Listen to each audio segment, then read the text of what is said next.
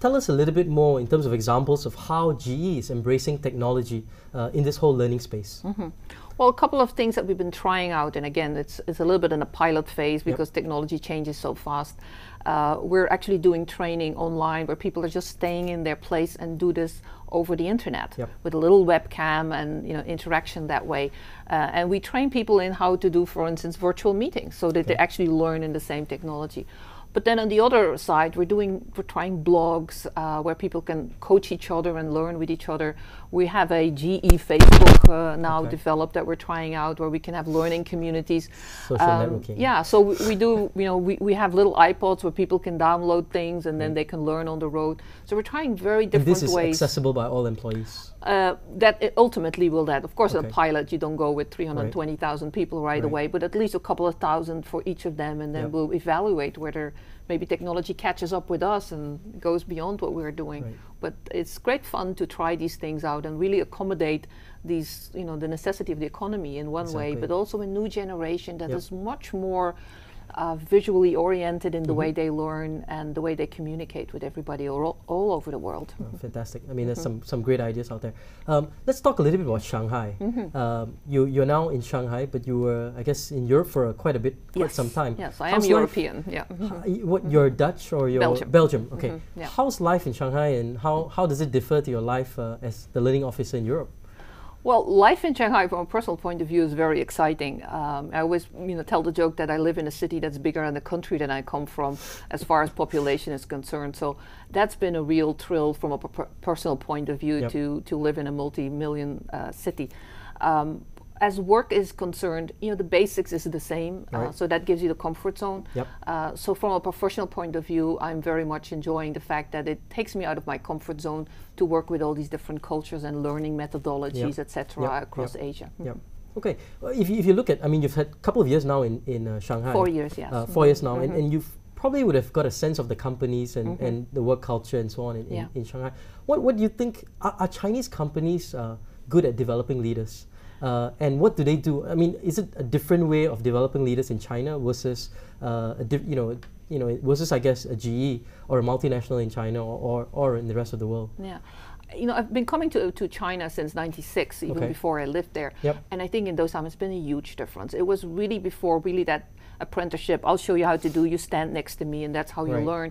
Whereas now they've learned a lot from multinationals, but also developed some own approaches. So I'm very much in awe about the improvements that I've seen in a lot of Chinese companies where they have a curriculum, they have people that are training, they're experimenting with new technology, and so it becomes much more equal with the rest of the Western world for middle-sized and larger companies. Smaller companies still are not there. Right, but if you look clearly at, you were in Europe for a while and then here in China, is there a distinct difference between their ability to grow leaders or the way they grow leaders?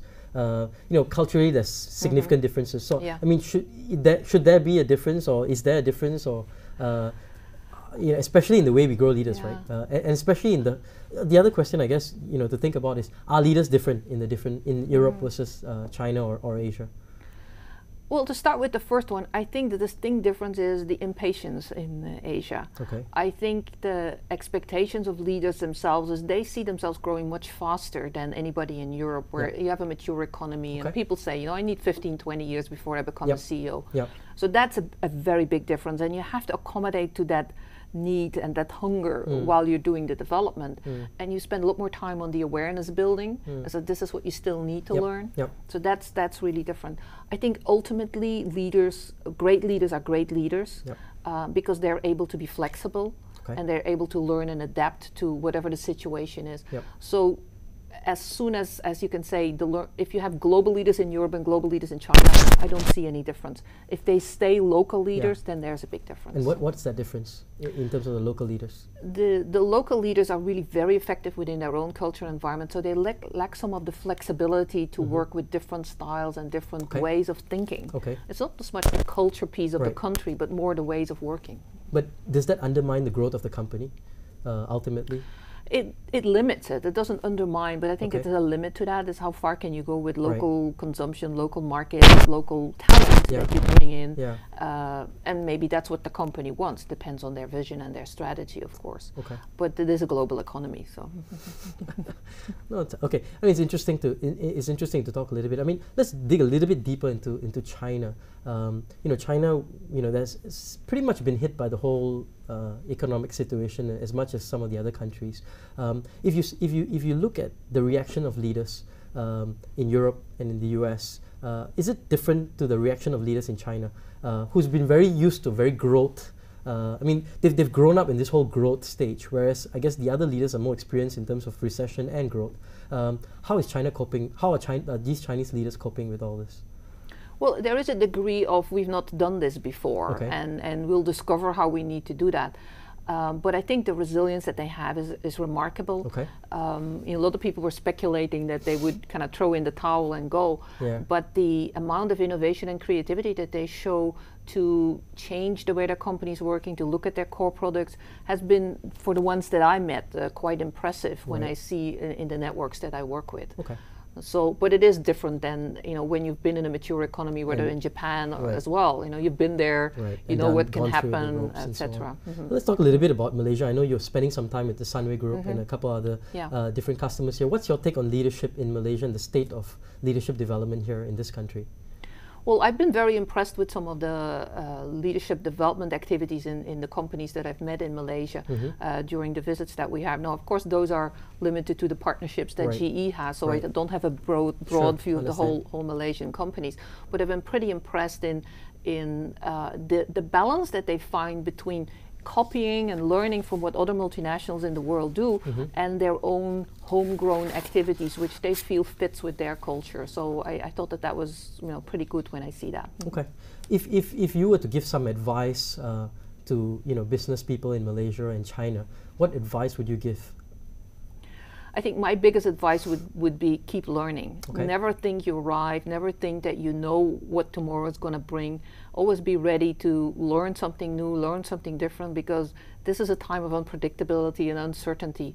So increase your learning agility, which is the new term these days, and then you will be successful. Okay. What advice would you give HR people in terms of, especially in this time where there's big pressure on them to cut jobs and also to cut training? What piece of advice would you give them?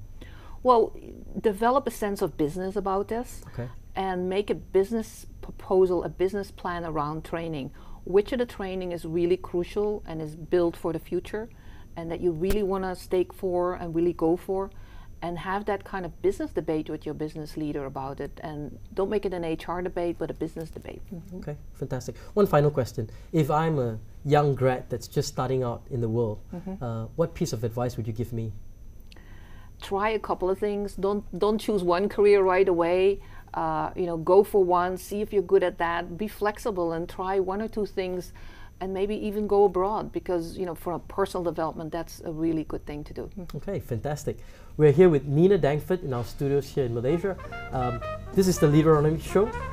Thanks for watching. We'll catch you next time. Thank you.